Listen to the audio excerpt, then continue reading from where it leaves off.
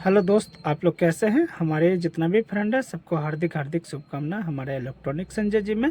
दोस्त, आज आप लोग को बताने वाले हैं इस वीडियो में इस बोर्ड का वायरिंग बहुत अच्छी तरीके से बताने वाले हैं। वायरिंग किस तरह से करेंगे, किस तरह से फिटिंग करेंगे, वो चीज़ को अच्छी तरीके से आप लोग को बताने वाले हैं।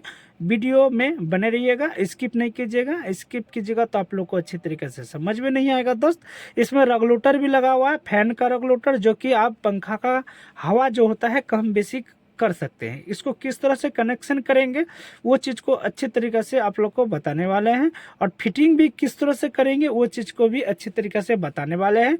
इसको सीधा करके आप बता देते हैं।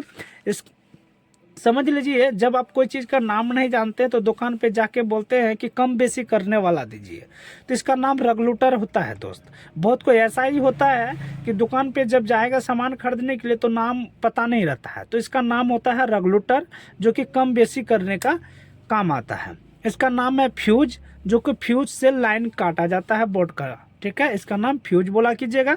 इसका नाम इंडिकेटर है, इसका नाम स्विच है, और ये जो होता है ये 5 पिन सॉकेट, इसमें चार्ज किया जाता है। अब इसमें 5 पिन सॉकेट जो होता है, तभी 5 गो एंकर, जो भी एंकर हेवेल्स जो भी होगा, अभी 3 छेद आता है, 1 2 3, पहले 5 छेद आता था। उसी कारण से पहले उसका नाम 5 पिन सॉकेट नाम जानता था, तो इसका भी नाम 5 पिन सॉकेट ही है। ठीक है, अभी भी कोई दिक्कत नहीं। कोई दुकान पे जाइएगा, बोलेगा हमको 5 पिन सॉकेट दीजिए, तो 5 पिन सॉकेट इसी तरह आपको दे देगा बोर्ड का। ठीक है, इसी तरह आप लोग को बोलना है। अब बाय मिस्टेक कभी भी वक्त में गर्मी का सीजन में खराब होता ही है, 5 पिन सॉकेट उड़ गया, हो सकता है स्विच उड़ गया, फ्यूज उड़ गया, तो इसका नाम सीख के रहिएगा। तो ना आप दुकान पे जाइएगा, नाम बोलिएगा तो जरूर है कि 5-10 रुपये आपका कम करेगा ही करेगा। जब आप नाम नहीं जानिएगा तो दुकानदार समझेगा कि इसको नाम नहीं पता है, इसको 5 रुपये ज़्यादा भी बोलेंगे तो कोई फर्क नहीं पड़ेगा। तो स्पेलिंग इस सब का याद रखिएगा, इस सब का नाम होता है। तो अब ये 8 छौ का बोर्ड है। जैसे आप मार्केट से में लेके आइएगा 8 छौ का बोर्ड, कटिंग किया हुआ रहता है। प्लास्टिक बोर्ड जो होता है अभी कटिंग किया हुआ रहता है। तो आप जब लेके आइएगा, इसको फिटिंग कैसे करेंगे, इस सब का नाम तो हम आपको बता दिए। आप मार्केट से खरीद के भी लेके आएंगे तो इसको फिटिंग करने का तरीका जो होता है, स्पिलिंग 100% जो ऊपर रहता है और सीधा पड़ा हुआ रहना चाहिए। आप समझ लीजिए, इसमें स्पिलिंग नीचे है और सीधा लिखा हुआ है ना, तो सीधा लिखा हुआ है और उल्टा नहीं है, तो ये सही है। ठीक है, ये आपका स्पेलिंग जो लिखा हुआ है, देखिए नीचे में एंकर जो लिखा हुआ है, ये नीचे लिखा हुआ, क्यों? क्योंकि ये सीधा है तो ये सही है। ठीक है, तो ये देखिए आप एंकर इसमें भी लिखा हुआ, स्विच में तो ऊपर साइड में लिखा हुआ है, तो ये सही है। इसलिए सही है कि स्पेलिंग जो लिखा हुआ है वो सीधा लिखा हुआ है, यानी कि सही लिखा हुआ है। उल्टा जैसे कि अब समझ लीजिए, ये तो आपको पहचान नहीं आ पा रहा है, तो ICON जो लिखा हुआ है ना, ये इस तरह से पढ़ लिए। अब इस तरह से पढ़िएगा तो आपको क्या लिखा हुआ है, NCO, ये सब उल्टा हो रहा है ना, तो आप समझ लीजिए नीचे आ गया। या आप ये इसको नहीं पढ़ सकते हैं, उसी कारण से है। ये स्पेलिंग जो होता है ये सीधा रहना चाहिए और इसको फिटिंग करना चाहिए। ठीक है, फ्यूज जो है, फ्यूज का स्पेलिंग देखिए नीचे भी लिख दिया। इसको यदि आप घुमा भी देते हैं फिर भी आपका लाइन चलेगा, कोई दिक्कत नहीं है। मैंने स्विच यदि उल्टा कर देते हैं तो आपको प्रॉब्लम आएगा ही आएगा दोस्त। ठीक है, तो फिटिंग करने का तरीका हम आप लोग को अच्छे तरीके से बता दिए। स्पेलिंग ऊपर रहना चाहिए, 5 पिन सॉकेट का जो होता है बड़ा छेद ऊपर रहना चाहिए, इस तरह से फिटिंग कर देना है। ठीक है, अब चलिए दोस्त, इसमें वायरिंग करेंगे किस तरह से वो चीज़ को अच्छे तरीके से बताने वाले हैं। तो मेन तार जो होता है, आप जब MCB के पास से जो लेके आते हैं कनेक्शन करके, 2 तार, एक लाल एक काला, तो लाल वाला तार आप समझ लीजिए कि बोर्ड से हम एक ही कलर से तार से वायरिंग करना चाहते हैं, तो कोई दिक्कत नहीं है, हम जिस तरह से बता रहे हैं उस तरह से कीजिए। ठीक है, तो जैसे समझ लीजिए ये लाल कलर लिया, ठीक है, ये समझ लीजिए ये लाल कलर है। ठीक है, समझ लीजिए आप एक ही कलर तार से वायरिंग करें, उससे कोई दिक्कत नहीं है। समझ लीजिए ऐसा ही टुकड़ा ले लीजिए, उसको लाल समझ लीजिए। ठीक है, इस तरह से नीचे वाला स्विच से, नीचे वाला स्विच जो है, नीचे वाला स्विच में और नीचे वाला पोल, ठीक है, नीचे वाला पोल में दोनों में कनेक्ट करना है। पहले दोनों में कनेक्ट करना है और नट को टाइट कर देते हैं, अच्छे तरीके से टाइट कर देना है नीचे वाला स्विच और नीचे वाला पोल में। ठीक है, उसके बाद बीच में 2 स्विच है, बीच में 2 स्विच है, तो आप इससे कनेक्ट होकर के चले जाएगा। ये स्विच का नीचे वाला ही हिस्सा, स्विच का नीचे वाला ही हिस्सा में ये कनेक्ट होगा। समझ रहे हैं ना मेरा बात को, इसको कनेक्ट होगा। अब यहाँ से जो कनेक्ट होते हुए जाएगा इस स्विच में, ठीक है। अब ये स्विच में जाएगा इससे कनेक्ट होते हुए, तो इसको इस तरह से फिटिंग कर देते हैं, टाइट कर देते हैं, फिटिंग करके अच्छे तरीके से टाइट कर दे। उसके बाद ये जो कनेक्ट, आराम से देखिए, हड़बड़ नहीं कर रहे, इसको बस इसमें चले जाएगा ये स्विच वाला में, ये स्विच, ठीक है। नीचे वाला में कनेक्शन कर देते हैं। अब इससे कनेक्ट होते हुए चले जाएगा इसमें, इस फ्यूज के पास, इससे कनेक्ट होते हुए इसको टाइट कर देते हैं। इससे कनेक्ट होते हुए चले जाएगा फ्यूज के पास। कहाँ जाएगा? फ्यूज के पास, फ्यूज का नीचे वाला हिस्सा। अब इसको अच्छे तरीके से टाइट कर देते हैं। अब समझ लीजिए यहाँ पर एक इंडिकेटर है, यहाँ क्या है? एक इंडिकेटर है। जब आपका इंडिकेटर में इसी तरह दो पोल रहता है, समझ लीजिए ये दो पोल है, इसमें भी यदि इंडिकेटर में दो पोल रहता है तो फ्यूज से कनेक्ट होते हुए आप इंडिकेटर के पास जाते हैं। समझ गए? इंडिकेटर का नीचे वाला हिस्सा, क्योंकि इसमें इंडिकेटर का कनेक्शन निकला हुआ है, ठीक है। तो जब इसमें पोल रहता तो इससे कनेक्ट होते हुए ये इंडिकेटर के पास आता, तो इंडिकेटर का कनेक्शन निकला हुआ है, दो एक ही कलर है, दो तार निकला हुआ है, तो ये तार कनेक्ट होगा फ्यूज का नीचे वाला हिस्सा, फ्यूज का नीचे वाला हिस्सा में। इसको अच्छी तरीके से घुसा के टाइट कर देते हैं। समझ गए मेरे बात को? यदि आपका पोल वाला कनेक्शन रहता तो यहाँ से कनेक्शन होते हुए इंडिकेटर का नीचे वाला हिस्सा में कनेक्ट कर देना था और छोड़ देना है, ठीक है। तो इसका तार हमको यहाँ पर पहुँच गया था, उसी कारण से यहाँ तक नहीं पहुँचाई, क्योंकि इसी तार इंडिकेटर का तार फ्यूज के पास पहुँच गया, ठीक है।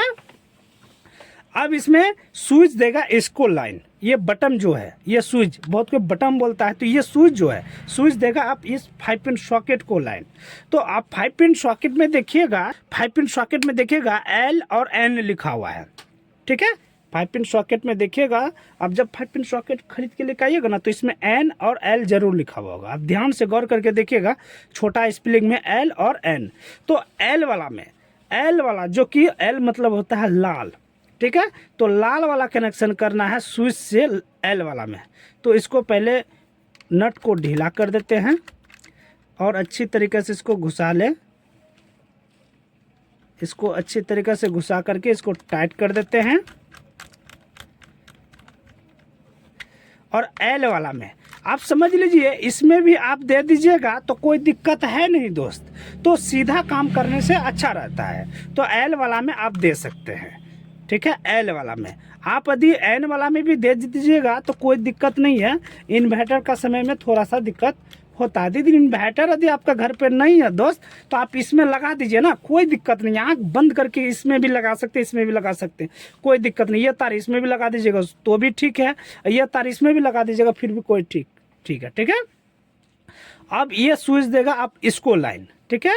तो इसको फिर इसी तरह कनेक्ट करना है। स्विच का ऊपर वाला, स्विच का ऊपर वाला हिस्सा पोल में लगाना है, अच्छी तरीके से घुसा दे, और घुसाने के बाद इसको टाइट कर देते हैं।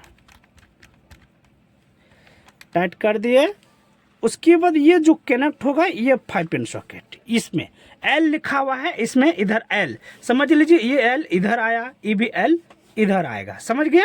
तो L मतलब होता है लाल, तो L वाला में देना है, समझ लीजिए। इसको आप टाइट कर देते हैं। इन्वर्टर नहीं है तो दोस्त इसमें भी लगा दीजिएगा, कोई दिक्कत नहीं है, ठीक है। आप किसी में भी लगा दीजिए, इसमें भी लगाना, इसमें भी सही है, इसमें भी लगाइएगा तो इसमें भी सही है, ठीक है। बहुत कोई बोलता है इसमें लगाइए, इसमें लगाइए, अरे दोस्त इन्वर्टर नहीं है तो क्या दिक्कता है, लगा दो ना, कोई दिक्कत नहीं है, खराब नहीं होगा।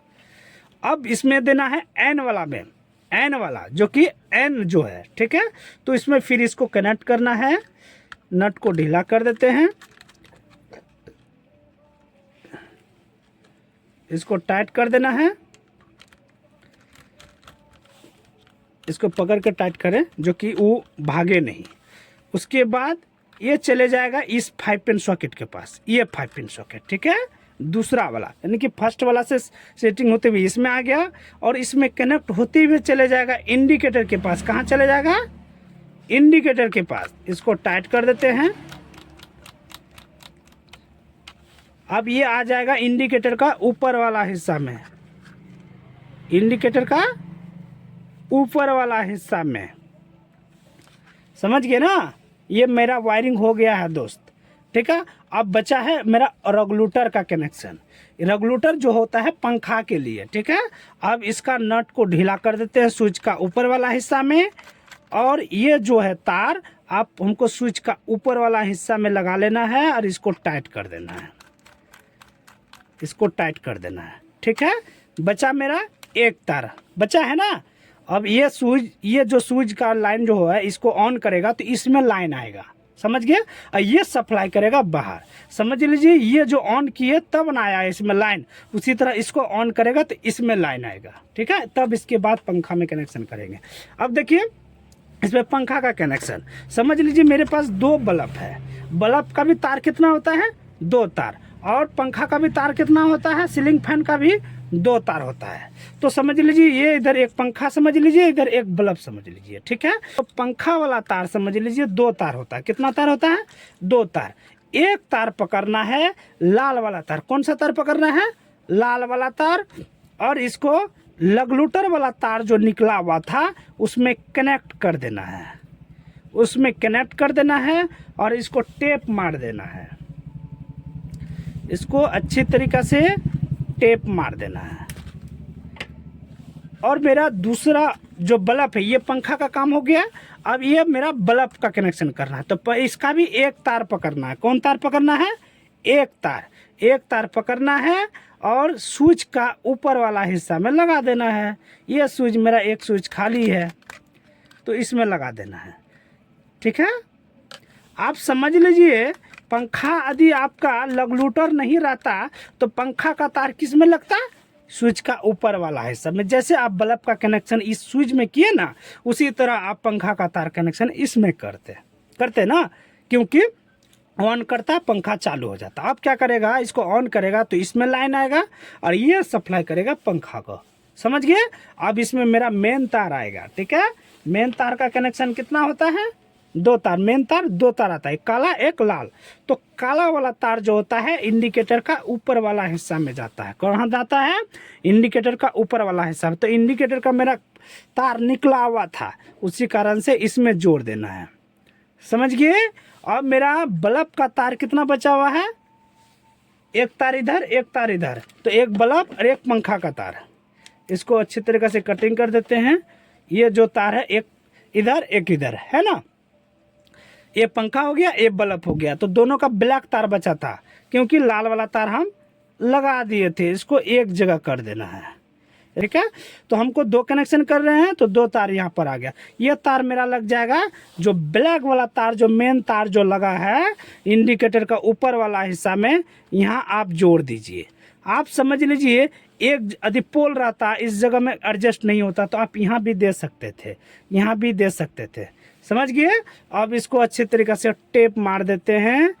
एक मेन तार नहीं लगाए थे तो ये लाल वाला तार जो लगेगा मेरा कहाँ लगेगा, फ्यूज का ऊपर वाला हिस्सा में, फ्यूज का ऊपर वाला हिस्सा में, फ्यूज का ऊपर वाला हिस्सा में मेन तार लगाना है। लाल वाला तार, एक तार जो बच गया था, इसको लगा देना फ्यूज का ऊपर वाला हिस्सा में। अब मेरा कनेक्शन हो गया है। काहे के लिए बल्ब को इधर घुमा दिए, इसका बल्ब इधर कर दिए और ये बल्ब इधर कर दिए, तो समझ लिए थे इसको पंखा समझे थे, इसको बल्ब समझे थे, ठीक है। अब इसको हम लाइन देंगे करके। इस लाइन देने से पहले एक चीज़ को आप लोग जरूर ध्यान दें, फ्यूज जरूर बनाएं, क्योंकि आप लोग फ्यूज नहीं बनाइएगा और लाइन दीजिएगा तो आपका बल्ब नहीं जलेगा, पंखा नहीं चलेगा, तो आप लोग क्या बोलेगा कि वायरिंग गलत किया है। तो फ्यूज में ज़्यादा ध्यान दें वायरिंग करने के बाद, क्योंकि इसी में बहुत कोई क्या होता है, मिस्त्री बुला लेता है। इसका काम होता है फ्यूज, इसलिए जैसे कोई तरह का कुछ हो गया तो ये उड़ जाएगा, फ्यूज उड़ जाता है, उड़ जाएगा तो आपका सामान बच जाता है। अब फ्यूज कौन सा तार से बनाएं, जो तार से आप वायरिंग किए हैं ना दोस्त, उसी 2-3 दाना निकाल लीजिए, उसी का 2-3 दाना निकाल लीजिए। निकालने के बाद इसी तरह दोनों नट को दोनों तरफ इसी तरह थोड़ा ढीला करके इसको टाइट कर देना है और इसी तरह इसको भी लपेट देना है। कुछ नहीं, थोड़ा सा लपेटना है, बस फ्यूज बन गया, ठीक है। अब इसको लगा देते हैं। अब इसमें हम लाइन देंगे। देखिए मेरा बल्ब जल गया, इधर जल गया। तो सबसे ज़्यादा ये रोशनी है और सबसे कम रोशनी ए है। तो अब इसमें देखिए ये ऑफ करेंगे तो ऑफ हो गया ना, ये ऑन हुआ। अब देखिए इसमें कम बेसी होगा, देख रहे ना, है ना। 1 2 3 4 5 6 7 8, 8 में बंद है। फिर 1 2 3 4 5 6 7 8 बंद है। फिर 1 2 3। इसी तरह आप पंखा का भी स्पीड लीजिएगा ना, तो ये समझ लीजिए आपका पंखा, इसका वायरिंग हो गया। आप रेगुलेटर का भी वायरिंग अच्छे तरीके से आप लोग समझ गए होंगे। ये आपका बल्ब कनेक्शन हो गया। इसी तरह आप लोग को वायरिंग करना है दोस्त, और आराम से घर पे बैठ के कीजिएगा ना, तो 100% धीरे धीरे वीडियो को देखिएगा। बहुत कोई होता है थोड़ा भगा देता, थोड़ा स्किप कर देता, थोड़ा भगा देगा तो स्किप कर देगा। इससे क्या होगा, आप लोग को समझ में नहीं आएगा। तो बोट का वायरिंग कभी भी आप लोग को सीखना है तो अस्थिर से रूम में बैठ करके और सामान को लेके आइए और फिटिंग कीजिए, और जिस तरह से हम बता रहे हैं उस तरह से धीरे धीरे शुरू से कीजिए। 100% आप बोट का वायरिंग सीख जाइएगा दोस्त। आज इतना ही, अगले वीडियो में मिलेंगे। धन्यवाद।